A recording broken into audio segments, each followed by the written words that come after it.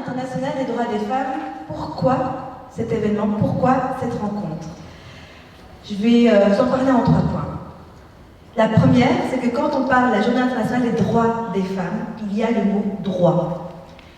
Et notre Constitution, dans son article 23, consacre le droit au travail, qui est lié à la dignité humaine. Moi, je suis Manuela Varasso et je travaille au service antidiscrimination d'Actiris. Et aujourd'hui, le 8 mars, c'est la Journée internationale des droits des femmes.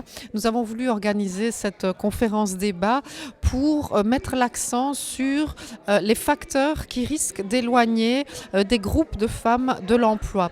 Donc, on vient traverser 2 ans de crise et certaines femmes ont été plus touchées que d'autres dans leur recherche d'emploi, dans leur mise à l'emploi.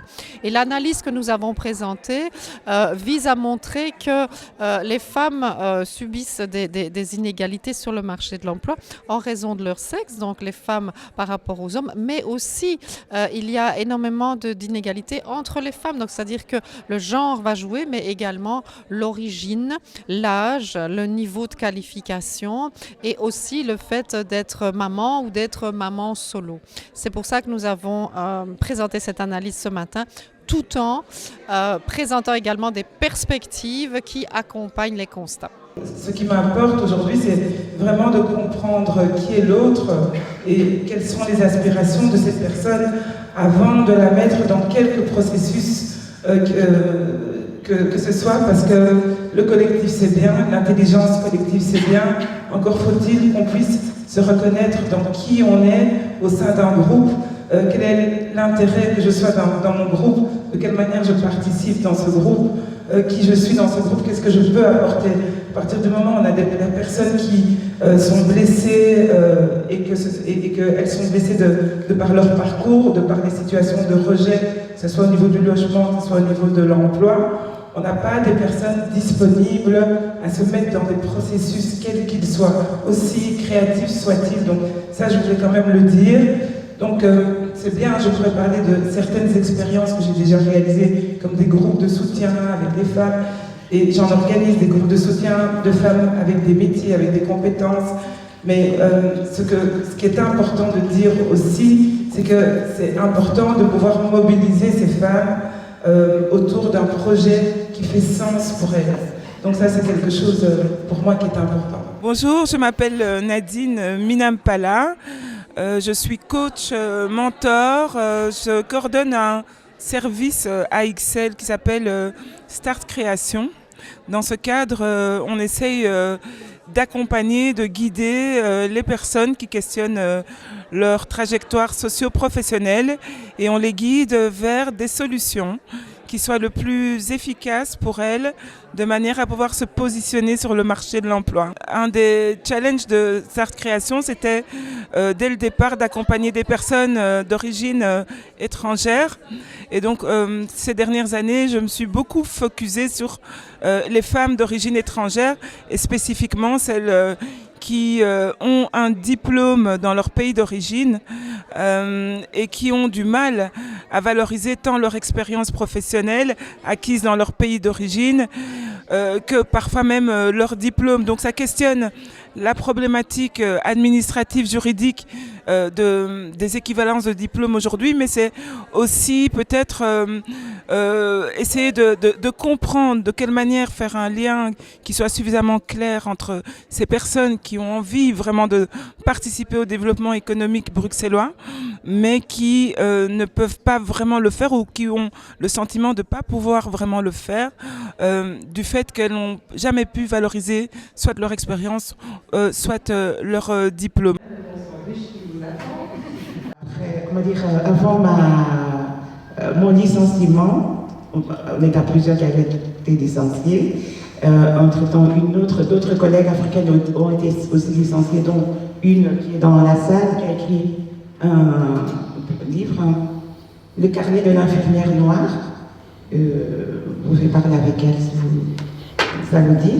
Et qui a répertorié, rencontré d'autres infirmiers, des soignants qui ont vécu la discrimination. Je dois vous avouer que c'est vraiment des moments très difficiles. Quand on sait se battre pour pouvoir dire non, il n'y a pas que ça, il y a possibilité de s'en sortir, mais il y a beaucoup de souffrances. J'ai vu de collègues en train de pleurer en travaillant parce que soit ils ne sont pas reconnus dans des horaires on leur impose des horaires, pourtant on a les mêmes conditions avec d'autres collègues, mais on ne va pas les écouter parce qu'ils sont noirs. Et bon, voilà, c'est très difficile. Et entre-temps, on a créé aussi des espaces d'écoute.